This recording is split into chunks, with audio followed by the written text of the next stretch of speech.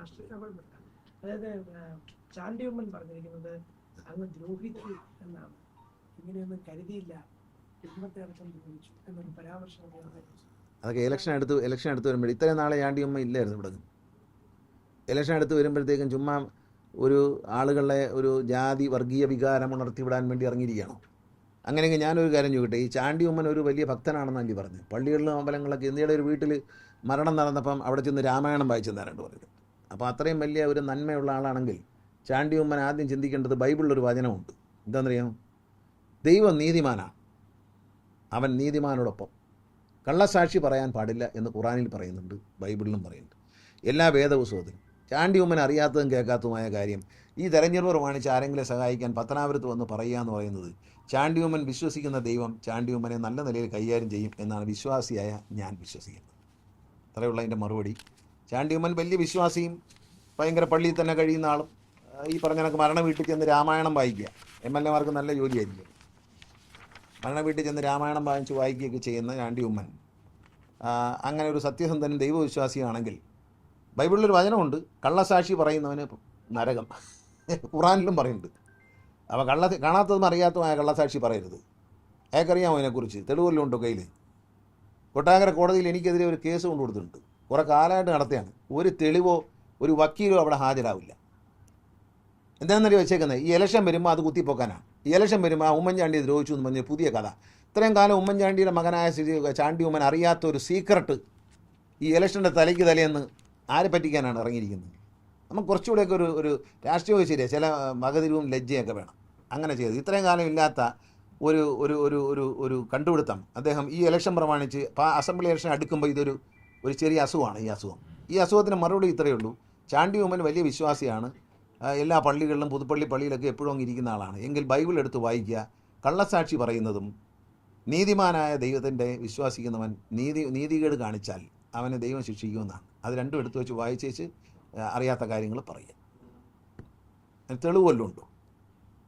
കുറേ കാലമായിട്ട് ഇത് പറയുന്നല്ലോ. ഇത് കഴിഞ്ഞ തെരഞ്ഞെടുപ്പിൽ ജഗദീഷ് വന്ന് മത്സരിച്ച കാലത്ത് ഇതല്ലേ പറഞ്ഞു? ഇതെന്താണ് ഈ വിഷയം? ഈ വിഷയം ഇവിടെ ചർച്ച ചെയ്യേണ്ട കാര്യം. ഈ വിഷയം ഒരു വിഷയമാണ്. CBI എന്നോട് ചോദിച്ച ചോദ്യത്തിന് ഞാൻ കൊടുത്ത മൊഴി ആർക്കാണെങ്കിലും പരിശോധിക്കാം. ഉമ്മൻചാണ്ടി ഇത്തരത്തിലുള്ളൊരു പ്രവൃത്തി ചെയ്യുന്ന ആളല്ല എന്ന് എൻ്റെ അച്ഛൻ എന്നോട് പറഞ്ഞു മരിക്കുന്നതിന് മുമ്പ്. ഞങ്ങൾ അങ്ങനെ വിശ്വസിക്കുന്നു എന്ന് പറഞ്ഞ മൊഴിയാണ് എൻ്റെ. എനിക്ക് കള്ളം പറയേണ്ട കാര്യമൊന്നുമില്ല. ഞാൻ ആരെയും കള്ളക്കേസിൽ കുതുക്കുകയും ചതിക്കുകയും ചെയ്യുന്ന ആളല്ലെന്ന് എൻ്റെ നാട്ടുകാർക്കറിയാം. ഇത്തരം വേലകളും കൊണ്ട് നടക്കണ്ട. അതൊക്കെ നാണം കെട്ട പണിയാണ്. ഒരു ഇലക്ഷൻ എടുക്കുമ്പോൾ ഒന്നും പറയാനില്ല. വേറെ രാഷ്ട്രീയം വല്ലതും ഉണ്ടേ പറ കുഞ്ഞ്. ചാണ്ടി ഉമ്മ രാഷ്ട്രീയം വല്ലതും ഉണ്ടേ പറ, നമുക്ക് അതിന് മറുപടി പറയാം. ഉമ്മൻചാണ്ടി എന്നെ ദ്രോഹിച്ചതിന് കുഴപ്പമൊന്നുമില്ല. എൻ്റെ കുടുംബം തകർത്ത് എൻ്റെ സർവ്വതും പിടിച്ചു വാങ്ങിച്ച് എൻ്റെ മക്കളെയും എന്നെയും വേർപെടുത്തി വിടാൻ മധ്യസ്ഥ വഹിച്ച ഉമ്മൻചാണ്ടി ആ മര്യാദകേടിന് മറുപടി പറയണ്ടേ? പറയണ്ടെന്ന് വിചാരിച്ചാൽ വായിൽ വിരലിട്ടാൽ കടിക്കാത്ത ആരുമില്ല. അത് ഓർത്താൽ നല്ലത്. വായിൽ വിരലിടരുത്. ഞാൻ പഴയ കഥകളൊക്കെ പറയും. എൻ്റെ കുടുംബം തകർത്ത് എൻ്റെ മക്കളെയും എന്നെയും വഴിയാധാരമാക്കി രണ്ട് വഴിക്കാക്കിയ ദുഷ്ടത്തരത്തിന് ഉമ്മൻചാണ്ടി മറുപടി പറയും. ഉമ്മൻചാണ്ടിയുടെ മകൻ മറുപടി പറയും. മേലിൽ ഇത് പറയരുത്, പറഞ്ഞാൽ ഡേഞ്ചറസ് ആയിരിക്കും. എനിക്കും പറയാനുണ്ട് ചെയ്ത ചതികളൊക്കെ. ആരെയാ ചതിച്ചതെന്ന് ജനങ്ങൾക്ക് മനസ്സിലാക്കും. ഞാൻ ഇത്ര നാളും ഉണ്ടായിരുന്ന ആളാണ്, എന്നെ കൊണ്ട് പറയിക്കരുത്. അത് മാത്രമേ എനിക്ക് ചാണ്ടിയമ്മനോട് പറയാനുള്ളൂ. കള്ളം പറയുന്നതും കള്ളസാക്ഷി പറയുന്നതും. ഇലക്ഷൻ ആരെങ്കിലും സഹായിക്കാൻ വേണ്ടി ഒരു സ്ഥലത്ത് വന്നിറങ്ങിയിട്ട് ഇല്ലാത്ത കാര്യങ്ങൾ പറഞ്ഞുണ്ടാക്കി ജനങ്ങളെ ഇത് കഴിഞ്ഞ പ്രാവശ്യം പറഞ്ഞില്ലേ? ജഗദീഷ് മത്സരിച്ച ഇതിന് മുമ്പത്തെ ഇലക്ഷനിൽ ഇത് പറഞ്ഞല്ലേ ഈ സബ്ജക്റ്റ്? എന്നിട്ട് എന്തായി? ജനങ്ങളെ കബളിപ്പിക്കാൻ ഇറങ്ങരുത്. രാഷ്ട്രീയമൊക്കെ ശരിയാണ്. അന്ന് ചാണ്ടിയമ്മൻ രാഷ്ട്രീയത്തിലില്ല.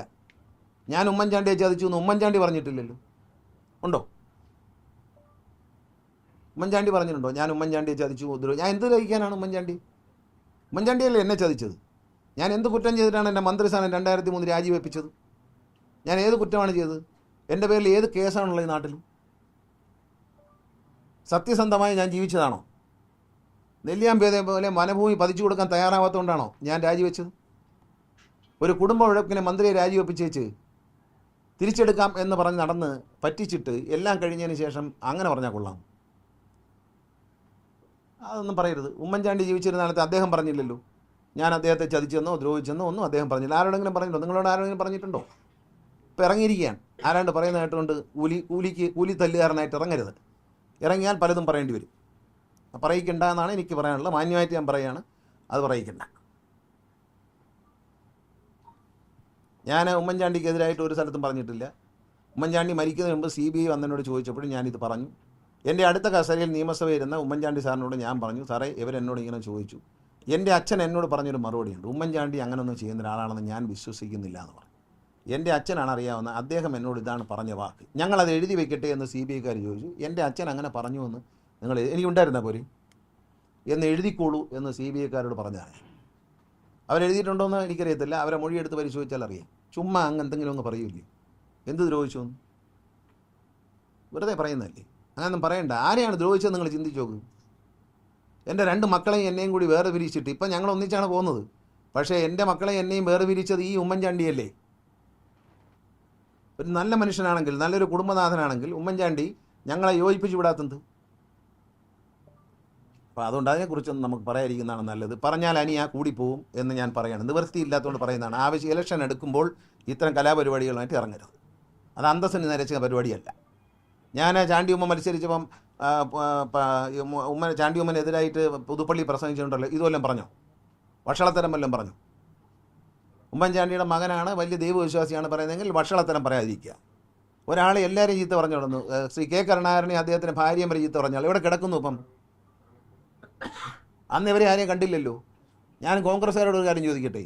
ശ്രീ കെ കരുണാകരൻ്റെ പത്നിയെ ബഹുമാനിയായ ഈ പറയുന്ന ഇന്നത്തെ നേതാക്കളായ KC വേണുഗോപാൽ, രമേശ് ചെന്നിത്തല, ശിവകുമാർ, ഈ പറയുന്ന പ്രധാനപ്പെട്ട പന്തളം സുധാകരൻ അടക്കമുള്ള പ്രമുഖരായ നേതാക്കൾക്കെല്ലാം ചോറ് വിളമ്പിക്കൊടുത്ത് അമ്മയെപ്പോലെ നോക്കിയ കരുണാകരൻ സാറിൻ്റെ ഭാര്യയെപ്പറ്റി തോന്നിവാസം പറഞ്ഞപ്പോൾ അയാളെ വിലക്കാൻ ആരും ഉണ്ടായില്ല.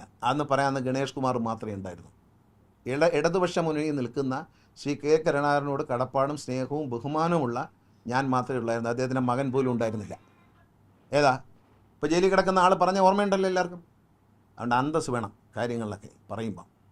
ആരെയാണ് പറയുന്നത്, ആരാണ് കെ കരുണാകരൻ എന്ന് മനസ്സിലാക്കണം. അദ്ദേഹത്തിൻ്റെ പത്നി, അവരുടെ മഹത്വം എന്താണ്, അവരുടെ നന്മ എന്താണ് എന്ന് അറിഞ്ഞുകൂടെങ്കിൽ KC വേണുഗോപാലെ പോലുള്ള നേതാക്കൾ അത്തരം ആൾക്കാർക്ക് പറഞ്ഞു കൊടുക്കണം. എന്തും കുറച്ച് യൂത്ത് കോൺഗ്രസ്സുകാർക്ക് നടന്നങ്ങ് പറയാം ആരെക്കുറിച്ച്.